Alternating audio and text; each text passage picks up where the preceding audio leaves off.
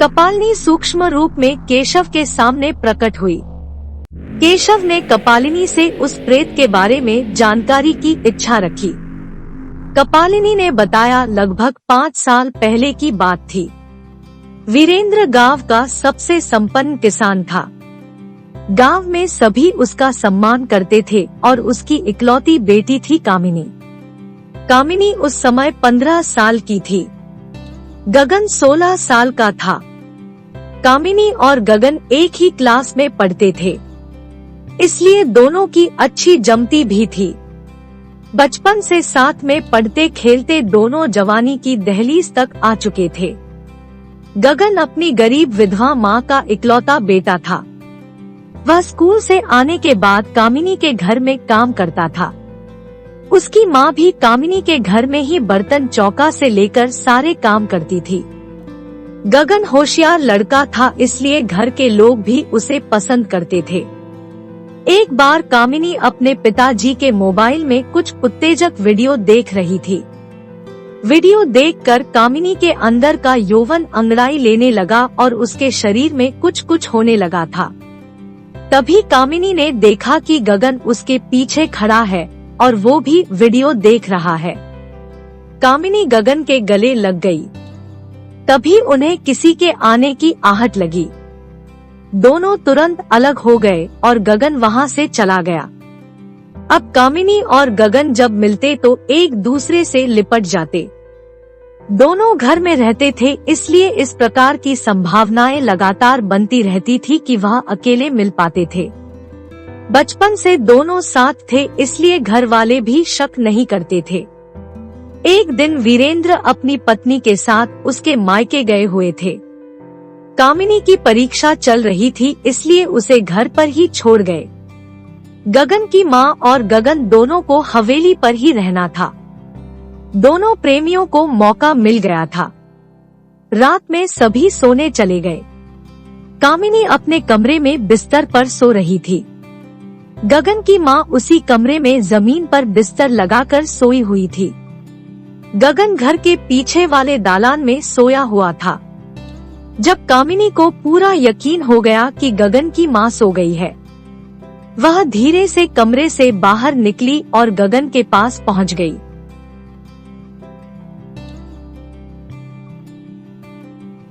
दोनों प्रेमी कई दिनों से ऐसे ही किसी मौके की तलाश में थे। जवानी का नया नया स्वाद मिला था। दोनों ने रात भर छककर उसका आनंद उठाया और थक कर चूर हो गए। कब नींद लगी उनको पता ही नहीं चला। सुबह गगन की माँ उठी तो उसने देखा कि बिस्तर पर कामिनी नहीं है। वह कामिनी को खोजने लगी। कामिनी को खोजते खोजते वह घर के पीछे दालान में जा पहुंची। वहां का नजारा देखकर उसके पांवों तले जमीन खिसक गई। उसने देखा कि गगन और कामिनी बिना कपड़ों के एक साथ सोए हुए थे। उसको समझते देर न लगी कि रात को इनके बीच क्या हुआ था।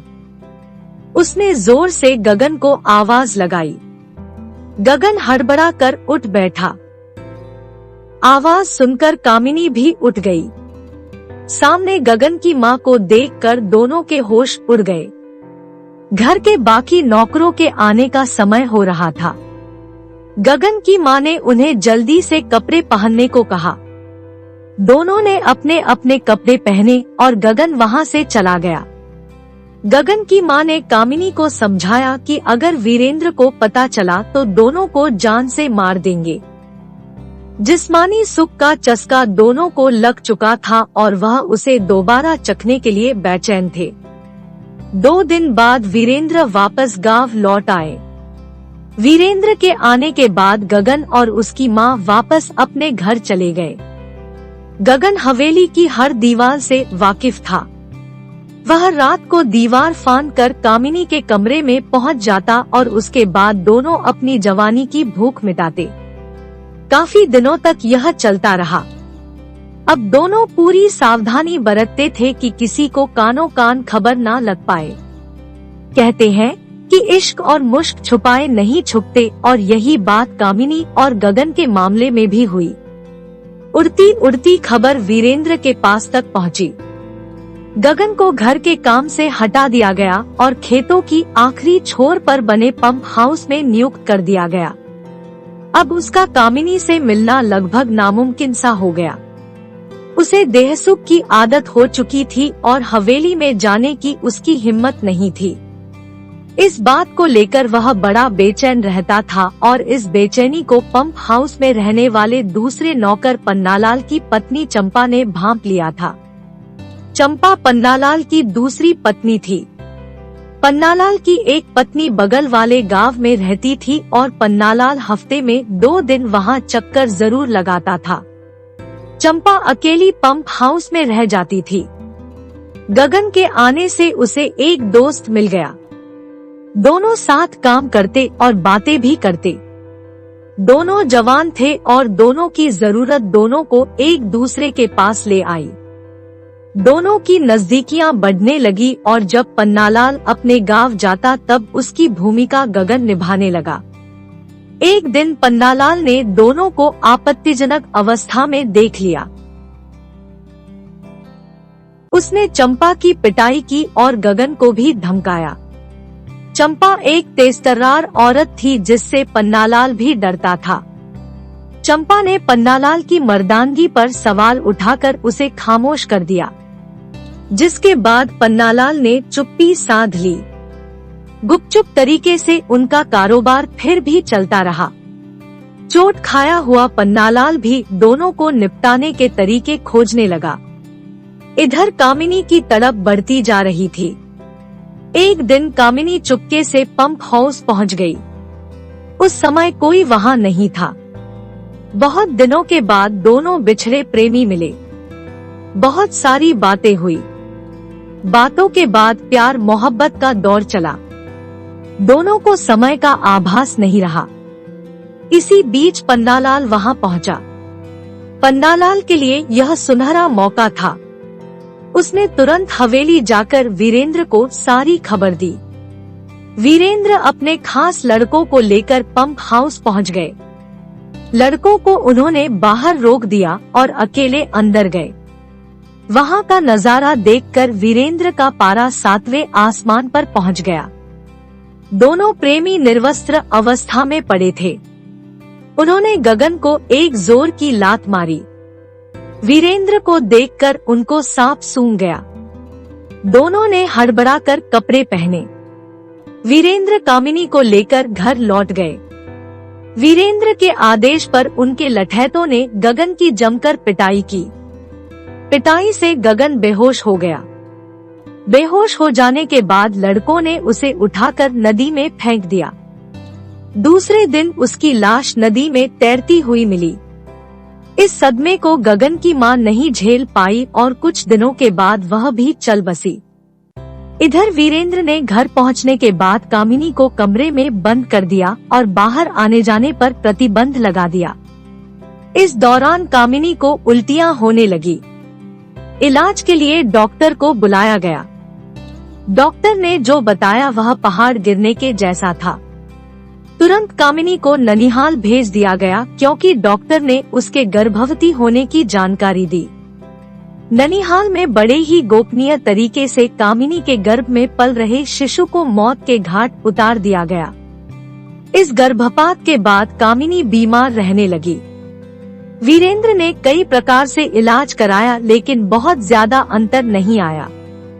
धीरे धीरे समय बीतता गया और कामिनी की सेहत में भी सुधार आने लगा, लेकिन वह बेहद अनमनी और गुमसुम सी रहती थी, जिसे देखकर वीरेंद्र का दिल बेहद दुखी हो जाता क्योंकि आखिर वह उनकी इकलौती बेटी थी। उनके दिमाग में कामिनी की शादी का विचार आने लगा। उन्हें लगा कि शायद इससे परिस्थितियों में कुछ सुधार हो। वीरेंद्र का एक कर्मचारी था सोहन। सोहन वीरेंद्र के बेहद खास लोगों में था। वीरेंद्र की बिरादरी का ही था। उसके पिता भी वीरेंद्र के मुंशी हुआ करते थे। उनकी असामयिक मृत्यु के बाद पिछले 5 साल से वही वीरेंद्र का सारा हिसाब किताब देख रहा था। वीरेंद्र उसके काम से बेहद खुश थे। सोहन बेहद ईमानदार और मेहनती युवक था। सोहन ने वीरेंद्र के खेतों से लेकर राइस मिल तक के सारे काम को उसने बखूबी संभाला हुआ था। वीरेंद्र के बाद उसी की सबसे ज्यादा हैसियत थी। काफी सोच विचार करने के बाद वीरेंद्र ने सोहन से कामिनी का ब्याह कराने का निश्चय कर लिया और दोनों का ब्याह हो गया। वह एक गरीब परिवार से था और इतने बड़े वीरेंद्र की बेटी से शादी उसके लिए किसी स्वप्न के साकार होने से कम नहीं थी। उसने गगन और कामिनी के बारे में लोगों द्वारा कभी जा रही बातों को ध्यान में ना लेते हुए अपना वैवाहिक जीवन प्रारंभ कर लिया। धीरे धीरे कामिनी भी गगन को भूलने लगी और सोहन के साथ गृहस्थी में रम गई। इनकी शादी के 1 साल बाद वीरेंद्र और उनकी पत्नी एक एक्सीडेंट में मारे गए। अब कपालिनी द्वारा केशव को कामिनी के बारे में तो सब कुछ पता चल गया था। केशव समझ गया था कि गड़बड़ गगन की तरफ से ही है। केशव ने कपालिनी से गगन के बारे में पूछा।